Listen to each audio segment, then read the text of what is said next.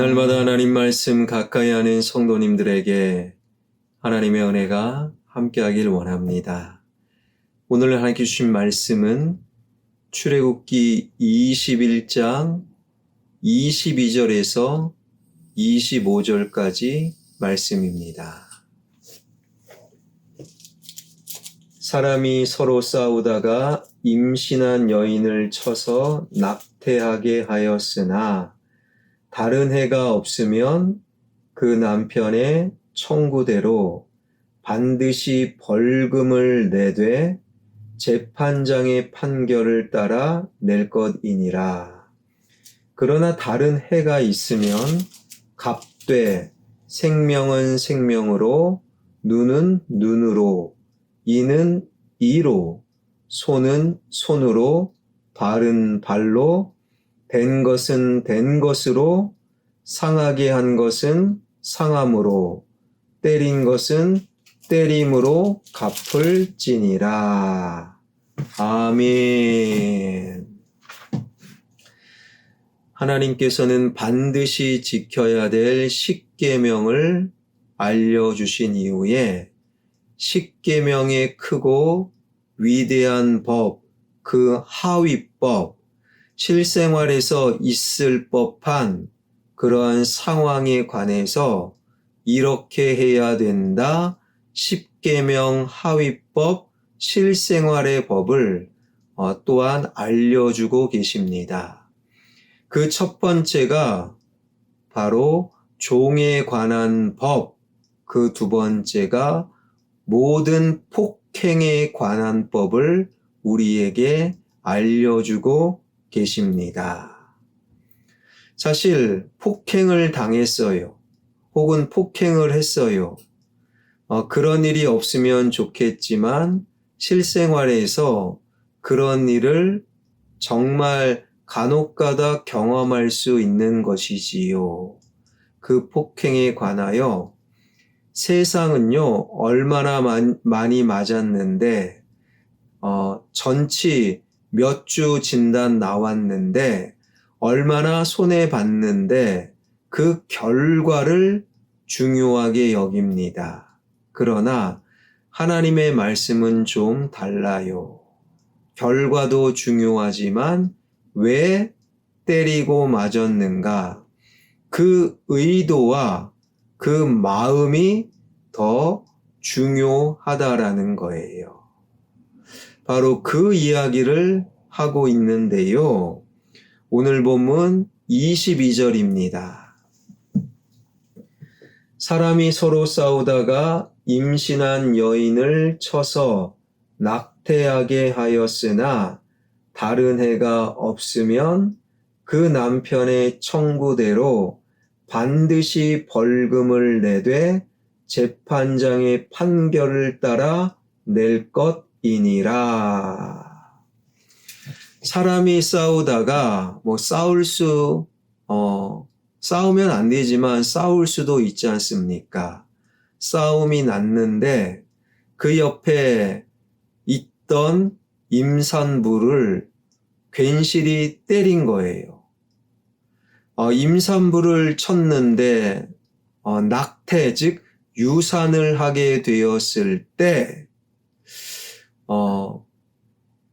다른 해가 없으면, 즉 고의가 아니면 실수로 했다면 남편의 청구대로 벌금으로 끝내라 라고 말씀하세요.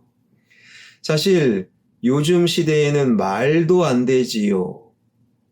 그런데 오늘 본문의 말씀이 기록된 당시가 지금으로부터 약 3,500여 년 전, 3,500여 년 전 여자는요, 사람도 아닙니다. 사실 굉장히 불편한 말이긴 하지만 사실이지요.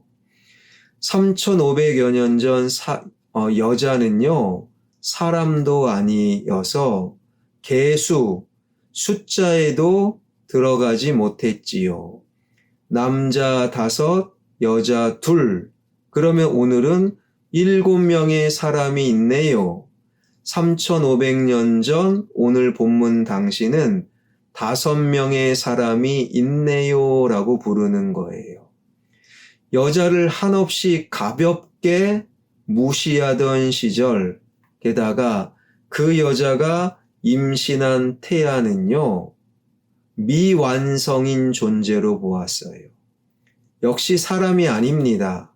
사람이 아니라 그냥 그것, 물건 취급을 받았던 3,500여 년 전 당시의 문화 역사를 이해한다면 하나님은 사람으로 취급받지 못하는 여자 그리고 임산부, 태아를 존중히 여기고 있다라는 거예요. 아니 유산이 되었는데 벌금형이라니요. 그런 식으로 성경을 읽으면 안 됩니다. 사람으로 보지 않았던 여자, 더 사람 취급 못 받았던 임산부와 태아를 사람으로 보아라, 귀하게 여겨라, 이것이 바로 하나님의 마음이라는 거예요. 여러분, 누군가를 폭행할 때 그 사람을 귀한 사람으로 보면 절대로 그 사람을 때릴 수가 없다라는 거예요. 나보다 못한 인간, 사람으로 보지 않으니까 치고받고 폭행이 시작될 수 있다라는 거예요. 그런데 여기서 폭행의 결과 유산이 되었다. 그것도 참으로 중요한 판단의 기준이 되지만 하나님의 판단 기준은요, 해가 있느냐 없느냐, 즉 고의냐 아니냐, 일부러 했느냐 실수로 했느냐, 그게 참 중요한 하나님의 판단 기준이라는 거예요. 22절 23절입니다. 사람이 서로 싸우다가 임신한 여인을 쳐서 낙태하게 하였으나 다른 해가 없으면 그 남편의 청구대로 반드시 벌금을 내되 재판장의 판결을 따라 낼 것이니라. 그러나 다른 해가 있으면 갚되 생명은 생명으로, 눈은 눈으로, 이는 이로, 손은 손으로, 발은 발로. 그러니까 다른 해가 있으면 고의로 했느냐 실수로 했느냐에 따라 고의가 아니다, 우연히 그런 것이다, 실수로 그런 것이다, 그러면 벌금형으로 끝내라. 그러나 고의다, 다른 애가 있다, 그러면 반드시 갚아라, 반드시 갚게 하라. 하나님의 폭행에 관한 마음은요, 왜 때렸는데, 왜 유산 당했는데, 결과물이 아니라 왜 그 마음과 의도가 더 중요하다라는 거예요. 그래서 일부러 의도적으로 했으면 반드시 갚되, 그 유명한 말씀이 나오죠. 눈은 눈으로, 이는 이로, 손은 손으로, 발은 발로. 이 말씀을 오해하는 분들이 많아요. 이거는 복수를 부추긴다, 반드시 복수해라, 그런 의미가 아닙니다. 오히려 하나님은 성경 곳곳에서 복수를 금지하고 계셔요. 눈은 눈으로, 이는 이로, 이것은 복수에 관한 말씀이 아니라 바로 감정으로 복수하지 말아라, 이런 의미예요. 그러니까 3,500여 년 전뿐만 아니라 지금도요, 우리가 기분 나쁘면, 또한 우리가 얻어맞으면, 폭행을 당하면 감정이 굉장히 다치고 감정이 그냥 불일 듯 일어나지 않습니까? 그 감정으로 복수하는 것은 항상 더 큰 복수로 이어지는 거예요. 문헌에 보게 되면 상대방이 나의 눈을 다치게 했어요. 감정으로 복수하는 자, 그 사람을 살해합니다. 상대방이 나의 손을 다치게 했어요. 감정으로 복수할 때 그 집을 태워버리는 거예요. 복수는 항상 한 단계 더 커지는데 하나님은 그것을 금지하고 계시는 거예요. 눈이 다쳤으면 딱 눈을, 이가 다쳤으면 딱 다친 만큼 이를, 그러니까 하나님은 갚는 것은 딱 당한 만큼만, 다친 만큼만, 맞은 만큼만 거기에 머물고 당시 세상의 흐름대로 복수는 더 크게 복수의 악순환을 끊어버려라 라고 말씀하고 계시는 거예요. 여러분, 이것이 우리 실생활에 참으로 필요한 말씀인 것 같습니다. 제가 예전에 사역했던 교회에서 이런 일이 벌어진 거예요. 권사님, 안수집사님 부부. 권사님은 새벽 기도를 섬기는 아주 신앙이 좋은 기도하는 분이에요. 그리고 안수집사님 역시 안수집사가 되고 나서는 새벽 기도는 못 나오시지만 주일 예배는 당연히 기본이고, 그리고 금요 심야 기도에는 꼭 오셔서 기도하고 찬양하고 말씀을 듣는 안수 집사님. 그것도 사실 대단하다 저는 싶어요. 그런데 그날도 금요 심야 기도회를 오는데 이제 집이 좀 약간 거리가 있어서 차를 타고 이제 오는데요. 집에서부터 감정이 좀 상했던 모양입니다. 차 안에서 계속 말다툼을 한 끝에 교회 다 근처까지 다 와서 안수집사 남편이 이렇게 말했답니다. 너 내려서 너 교회 가. 나 이런 감정으로 교회 가기 싫어. 이런 감정으로 기도도 못 나올 것 같아. 그런 감정이니까 더더욱 기도하고 교회 와야 되는데 안수집사님은 반대로 한 거예요. 나 이런 감정으로 교회 못 가. 나 기도 안 해. 너만 가. 나는 집으로 돌아갈 거야.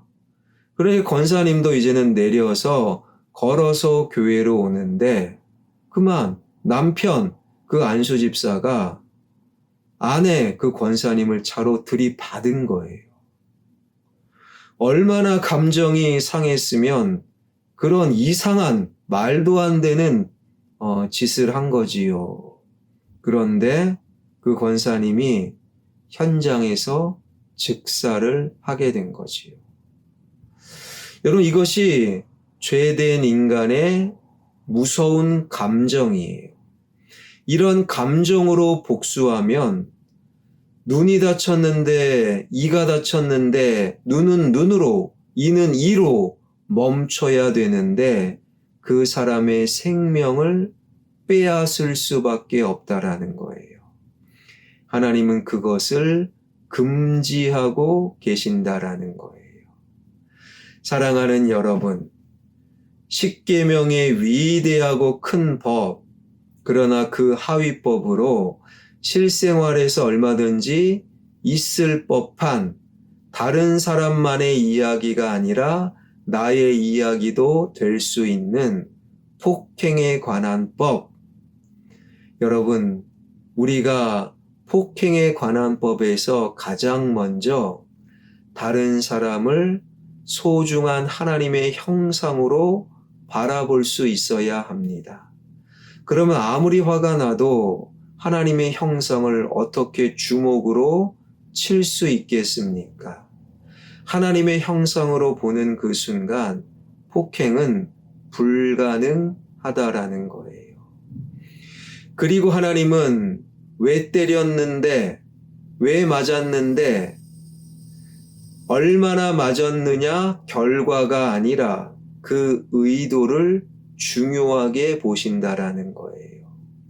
그리고 폭행에서 반드시 감정의 복수를 우리는 멈춰야 돼요. 아주 사소한 갈등이 감정이 들어가면 큰 싸움으로 벌어지는 것, 그렇게 하면 안 된다라는 거예요. 사랑하는 여러분, 이 말씀을 마음속에 새기며 다른 사람을 하나님의 형상으로 바라보시고 감정이 아니라 받은 만큼만 거기서 멈출 수 있는 저와 여러분, 우리 모두가 되길 주님의 이름으로 축원합니다. 기도하겠습니다. 실생활에서 얼마든지 벌어질 수 있을 나의 이야기가 될 폭행에 관한 법, 다른 사람을 바라보되 하나님의 형상으로 보게 하여 주셔서 우리 삶 속에 누군가를 때리고 누군가와 맞는 폭행은 사라지게 하여 주옵소서. 또한 본의 아니게 폭행이 벌어질 때 감정을 잘 다스릴 수 있는 하나님의 사람들이 되게 하여 주옵소서. 우리 주변의 환우들, 특별히 위암 수술 이후에 회복 중에 계시는 윤동현 원로장로님, 김용희 집사님, 가래숙 집사님, 김경현 집사님 안수하여 주시옵소서. 15일 동안 의식불명이었으나 기도로 하나님의 은혜로 다시금 의식을 찾고 이제는 식사도 하시고 기운도 차리고 있는 오순자 권사님 영육간의 강건함으로 지켜주시고 신장 투석 위에 하나님의 은혜와 능력을 더하여 주옵소서. 우리 주변의 환우들 질병의 권세는 떠나가게 하여 주옵소서. 경제적인 문제, 관계의 문제 속에 하늘의 풍요, 샬롬의 능력을 내려 주옵소서. 예수 그리스도의 이름으로 기도하옵나이다. 아멘.